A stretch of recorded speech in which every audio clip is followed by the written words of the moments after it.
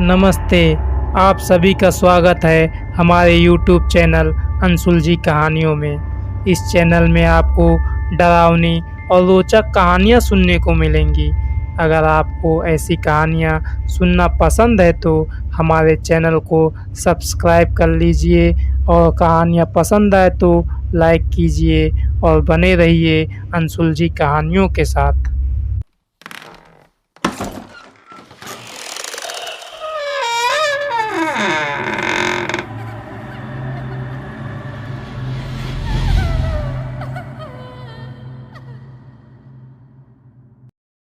आज आप सबको इस कहानी के माध्यम से एक ऐसे अजीब भूत के बारे में पता चलेगा जो आपको हैरान करके रख देगा।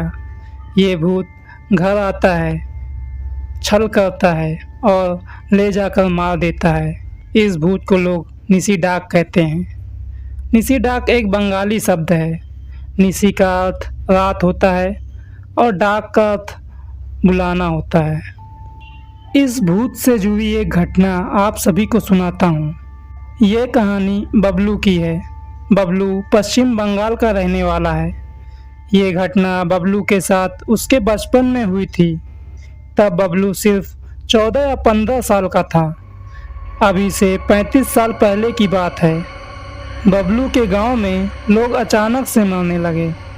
बबलू जब अपने गांव में अपने दोस्तों के साथ खेलने या घूमने जाता तो देखता कि गांव के बड़े बुजुर्ग सिर्फ यही बात करते, उसे निसी डाक ने मार दिया, उसे निसी डाक ले गई। बबलू हैरान था ये सब सुन के, क्योंकि गांव में चारों तरफ सिर्फ निसी डाक का ही नाम सुनाई देता। निसी डाक क्या है ये बबलू जानना चाहता था। बबलू अपने पापा के पास पहुंचा। बबलू अपने पापा से पूछता है, पापा ये निसी डाक क्या है? उसके पापा ने कहा, ये एक भूत है। ये इंसानों के साथ छल करता है। ये भूत आग से डरता है और आग के करीब नहीं आता। यह सुनकर बबलू बहुत डर गया था। रात का समय था, इसलिए वो खाना खाकर सोने के लिए चला गया। कुछ दिन बाद बबलू के गांव में बहुत बारिश हुई थी। बारिश के दिनों में बहुत सी मछलियां नदियों में, तालाबों में, यहाँ तक कि खेतों में भी आ जाती हैं। जब बारिश रुकी तो बबलू और उसके कुछ दोस्त मछली पकड़ने के लिए नदी के पास चले गए। ये नदी उनके गांव के पास में ही बहती है। बबलू और उनके दोस्त ज़्यादा मछली पकड़ नहीं पाए थे, क्योंकि कुछ लोग उन लोगों से पहले आकर वहाँ से मछली पकड़ कर ले गए थे। बबलू का दोस्त रमेश बोलता है, ज़्यादा मछली पकड़ने को तो मिला ही नहीं। तब बबलू ने कहा, कोई बात नहीं, कल हम लोग सुबह सुबह सबसे पहले आएंगे और बहुत सी मछलियाँ पकड़ कर लेकर जाएंगे। फिर वो लोग गांव में इधर उधर घूमकर, खेलकर अपने अपने घर चले गए। रात हो चुका था। ये लोग खाना खाकर सो गए। फिर रात को करीब 3 बजे बबलू के कमरे के दरवाजे को किसी ने खटखटाया। बबलू उठा और दरवाज़ा खोला। दरवाजे से कुछ दूरी पर रमेश खड़ा था। रमेश ने कहा, सुबह हो गई, मछली पकड़ने नहीं जाएगा? फिर बबलू ने कहा, रुक जा, कपड़े पहन कर आता हूँ। बबलू जल्दी जल्दी कपड़े पहना और बिना टाइम देखे निकल गया। बबलू का दोस्त उससे 10 कदम आगे चल रहा था। बबलू ने आवाज़ दिया, रुक जा रमेश, साथ में चलते हैं। रमेश ने कहा, जल्दी चल, नहीं तो मछलियाँ पकड़ने को नहीं मिलेगा।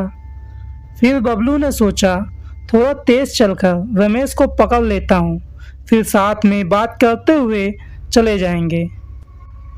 लेकिन बबलू जितना भी तेज चलकर रमेश को पकड़ने को जाता, रमेश उससे 10 कदम आगे ही रहता। फिर नदी आ गई। रमेश नदी में चला गया और बबलू को कहा, यहाँ आ जा, यहाँ पानी कम है, देख मेरे घुटने तक ही पानी है। यहाँ बहुत सारी मछलियाँ हैं, जल्दी कर, इन सभी मछलियों को पकड़ना है। बबलू हैरान था क्योंकि रमेश नदी और तालाबों में उतरने से डरता है, लेकिन आज ये नदी में कैसे उतर गया। आज इसका व्यवहार भी अलग सा लग रहा है। तभी रमेश ने गुस्से में कहा, यहाँ आजा जल्दी, बहुत सी मछलियाँ पकड़ना है। बबलू ने सोचा कहीं ये वो प्रेत तो नहीं। यह सोचकर बबलू के रोंगटे खड़े हो गए। बबलू ने भगवान का नाम लिया और उसको अपने पापा की बात याद आ गई। ये प्रेत आग के करीब नहीं आते। बबलू ने अपने पैंट की पॉकेट को चेक किया। किस्मत से उसके पॉकेट में एक माचिस का बॉक्स था। बबलू ने जल्दी से आसपास के सूखे पत्तों और लकड़ियों को इकट्ठा किया और उसमें आग लगाकर उसके पास बैठ गया। अब वो भूत बबलू को न आते देख गुस्से में आकर रूप बदलने लगा। वो एक भयानक चुड़ैल बन गई। तभी बबलू के पापा और कुछ गांव वाले बबलू को ढूंढते हुए वहां आ रहे थे। तब उस चुड़ैल ने कहा, आज तो तू बच गया, लेकिन अगली बार नहीं बचेगा।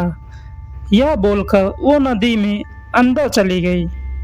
तभी बबलू के पापा और कुछ गांव वाले वहां पहुंच गए। बबलू अपने पापा को देखकर बहुत खुश हुआ और उनके गले लग गया और सारी बात बताई।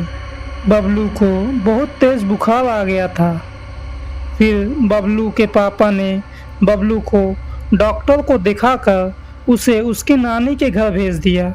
फिर गांव वालों ने किसी बाबा को बुलाकर पूरा गांव बंधवा लिया। उसके बाद वो निसी डाक दोबारा उस गांव में नहीं आई। दोस्तों, ये कहानी आपको कैसी लगी कमेंट में ज़रूर बताइएगा। फिर मिलेंगे किसी और कहानी के साथ।